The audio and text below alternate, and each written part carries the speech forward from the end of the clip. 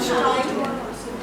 It's a time where we have the cue in the brain that it's time to go and eat some food. So the cue to go and eat food will definitely happen, but we have a small little thought.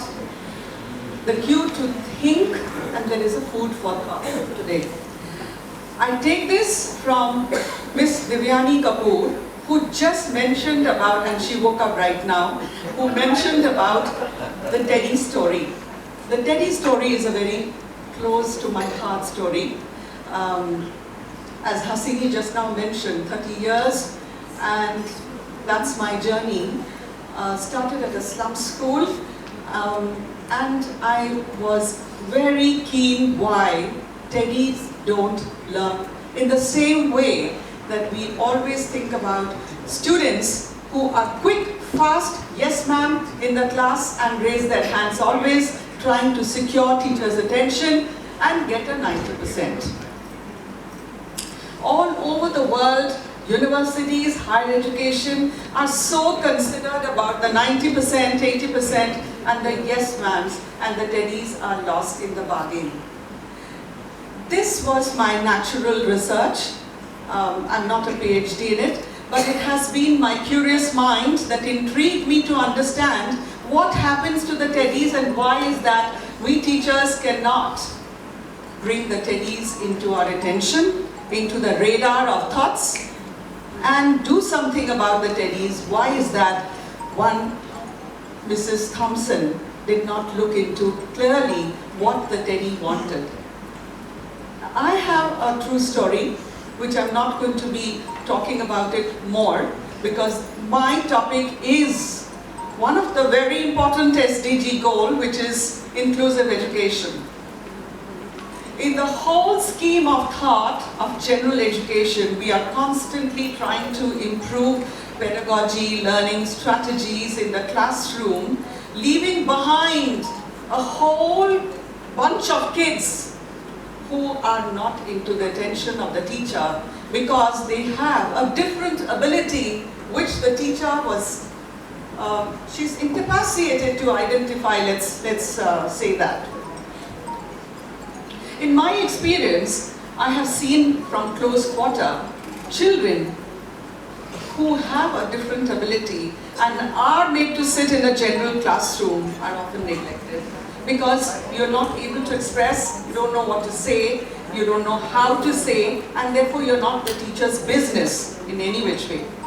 So today, I come back to the very important point of bringing inclusivity into the classroom right there when they're in the threshold of education, that is in the primary years. I come from a school which is one of the best developed schools in India, where inclusive education is practiced, not only letter, spirit, we walk it every day. Of course, the school is blessed because it was the founding direction that we got, the guiding principle that the school has to bring in students with all abilities together, sitting in the same classroom, learning the same lesson, and of course the desired outcome have been different, but it was enriching. Wonderful to see that they graduate with all the other IB graduates and they are accepted in prestigious universities both in the country and outside. So coming back to this question, I was thinking all the way about, I mean, that's a fictitious name, Teddy, the journey. Why is it very important to have inclusive education? And inclusivity should start not by government framing a policy. It should start at your level, the educators. It should start in all school. It should start in your mind. Why do you think inclusive education has become the need and the most important building block of the hour? Why do you think so? You're all teachers, you're all educators, young and old. Let's talk about this most unwanted topic or not well discussed. Why is inclusivity so important? What do we gain by it? I think we gain empathy. We gain empathy, yes. When do we teach that? Not when we are as old as my age.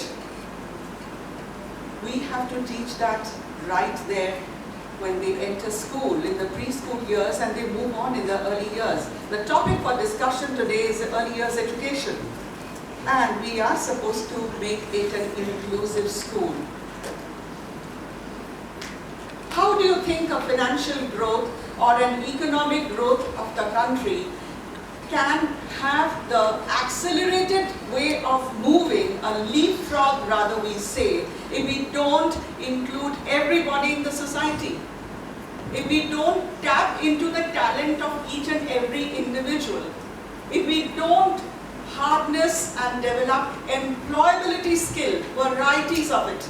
We're only thinking of IT, coding, this one and that one. Thank you, ma'am, for bringing the stream education. IT, coding, computing, logical thinking, critical thinking, these are skills which should be incorporated into the pedagogy, into the curriculum. Let's not talk about international curriculum. Let me talk about curriculum that is present in your country, present in the country that we are, or in Bangladesh or Nepal, whichever place. It has to begin there, because we are here as teachers addressing a diaspora of students in the whole milieu of things. We can't leave this section out. And in many of your minds, if you think that how do we make our schools ready, it's not a rocket science. Let me tell you that. My school, it just has a classroom like this. And it's a ready school. From 20 admission, I actually brought it to 42. My personal story is very, very touching, and that's the reason why I champion inclusivity into the classroom, where all children are taught, regardless of their ability, in the same classroom space with no gender disparity at all. They are brought into the same space and they are taught by the teacher, of course with differentiated strategy. Now you may ask a question, how do we do that? That's where the teacher education and the training and the Honorable Minister just mentioned, teachers need to undergo a new set of training to reskill and upskill themselves. Because as one of my learned friend, Ms. Shagarika, Dr. Shagarika mentioned, we have the VUCA world. We are now moving away from that world, but we are not bereft. We are not bereft of uncertainty, my dear friends. Uncertainty is every step of our lives. And therefore, a new kind of preparedness is important in all of us. And the preparedness that I'm talking about is not just theory. A theory, of course, is going to help you teach what is special education. What is the preparedness that I'm talking to all of you today? The preparedness of the mind. The preparedness to remove the barriers, which are human barriers, most often human barriers of ignorance. The preparedness to remove any kind of stereotype labeling a child. That's important, my dear friends. A child always not be dancing to your tunes to perform a 90 or an 80. A standardized test will always not give you the right results. But a child is a human child born with capacities that we failed to identify. We need to understand what skills, therefore, this child can bring into the classroom. That's where, my dear friends, my dear teachers, in this August gathering, I urge you, you need a compassionate heart. That's very important. You cannot be one Mrs. Sampson, just to remove the thought from the head that Teddy's not performing, it's good to tell the principal and that's it. You need a heart to understand why. Ask your question, why the Teddy didn't perform. How could I tailor and customize my teaching ability and not limit the child by denigrating him to a different space and call him as a special child. In most schools we do that. I'm talking about a world where, Council of International Education, it is called CIS, champions inclusivity, diversity, and access, equal access to all. I'm talking about that world which our Prime Minister wishes to see skilled people, regardless of who you are and where you come from. I'm talking about that world where we as human beings are not discriminated on the basis of either the skin color or the nationality or the passport, but respected for our skills and talents that we bring to the table. We are all able to learn. All children can learn. Please understand that. They don't learn the way you teach them, so therefore you tailor and make different IEPs. Now what is IEP? It is actually individualized education plan. You plan your strategy, your lesson, redesign the whole classroom setup and make it ready for all children to come and be a part and parcel, integral part of your life. You call yourself passionate, and I'm sure I call myself passionate. You call yourself passionate teachers and educators for tomorrow. Where is that passion if the child is not being able to respond? That's where the inquiry mind sets in for the teacher, because we are all learners at the end of the day. We need to ask the question, why is the child not responding? Will he be responding if I use a different manipulative, a different technique? So we all know about the different skills that Howard Gardner has brought into, and we have to be using those skills to understand. Does he understand the visual way? Does he understand the kinesthetics way? Does he understand the spatial skills? What is the skill that we can use our differentiate strategy in the classroom the child can understand better? The child is a normal child. We just label the child and push him in a basket by saying slow learner. Oh my God, he just doesn't understand anything what I say. Oh my God, he's dyslexic. Oh my God, how do I identify his scripts? How do I grade him? Now, grading is not the question. How do I even interpret what he's writing? First of all, do you know that you haven't even identified that he's as knowledgeable as anybody else? It is just the script. It's just writing. Can we use a different kind of technique to identify what he's written in the paper? Can we give him certain concession? He's unable to write because the gripping hasn't happened. And that I'm talking about grade 10 when we give IGCSE concession, and in the diploma program we have lots and lots of concession. But why a foreign curriculum has to give us this thought? Why? We are Indians and we are Southeast Asian over here. We are a globe by ourselves. We are very powerful. Why? I'm not a foreigner. My personal life history about my own son is where I come from with so much of courage and conviction. He's a graduate of a huge university in US. He was labeled by saying, "Tere se kuch nahi hoga, you're rubbish." He's a little slow learner, he was.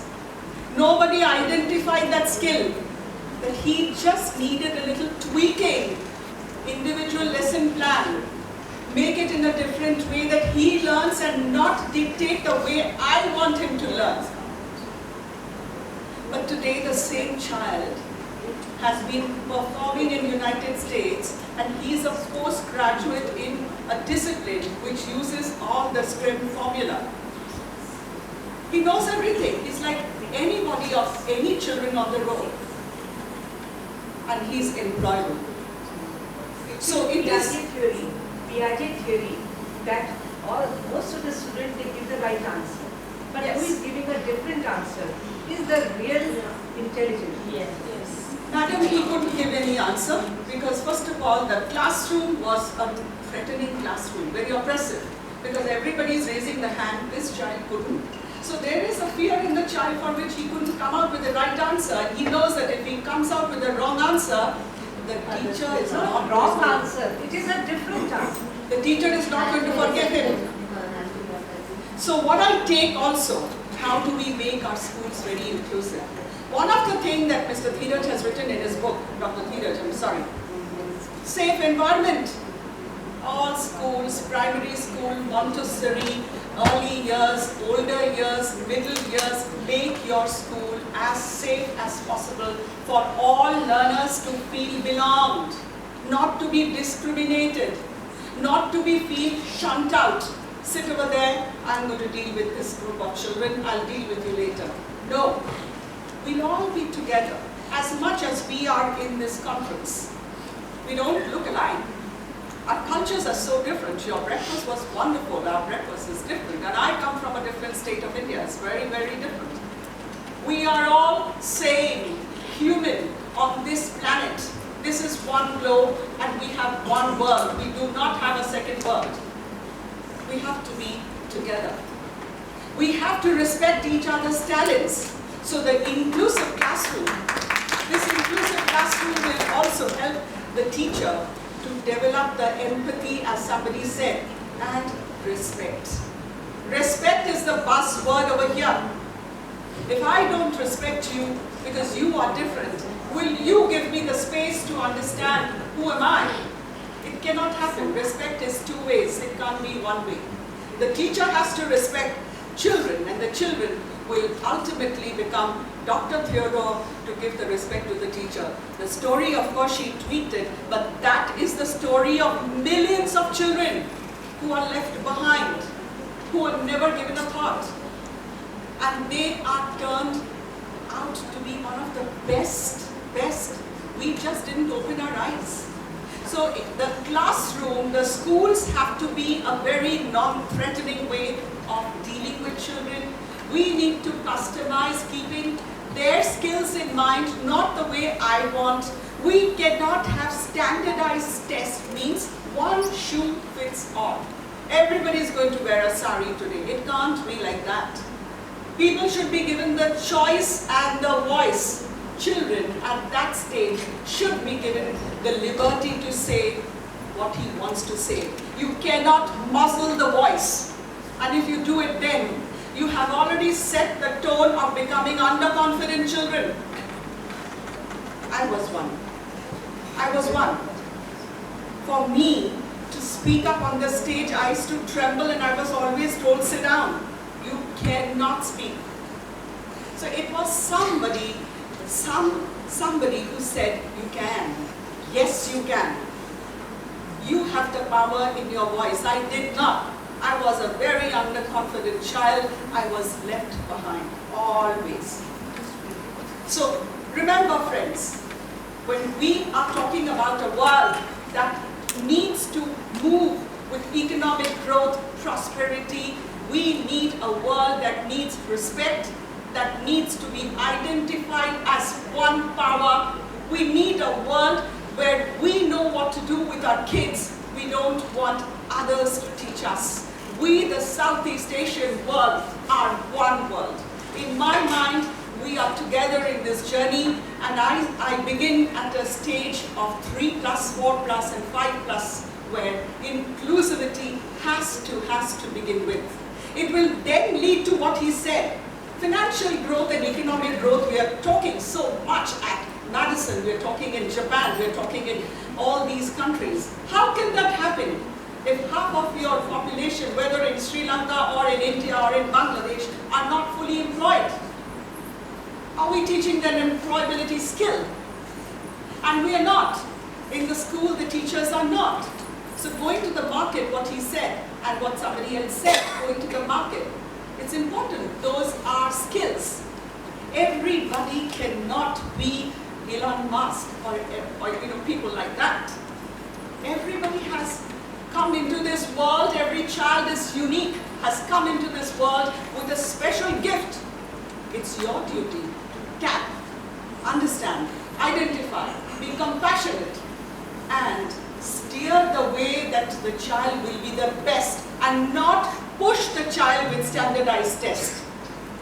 Your minister, Honorable Minister of Sri Lanka, I'm so happy, I feel blessed, I feel privileged to have met him this morning. He's a visionary in himself. He's not a politician, he's a visionary, he's a strategic planner, and I can see a new Sri Lanka coming after a political turbulence tomorrow. It cannot happen overnight. But he is thinking about a lofty goal, a bigger picture, to include everybody in this journey. This is our journey. We have to move on. We have to understand that if we don't stand with our firm conviction, strong determination, they are not going to come and push us and give us that hope. So with this, I would like to end this conversation with a small food for thought this afternoon.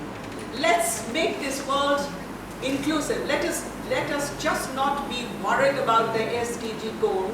Let's have the inclusivity first of all in the mind. Let's be a barrier-free world.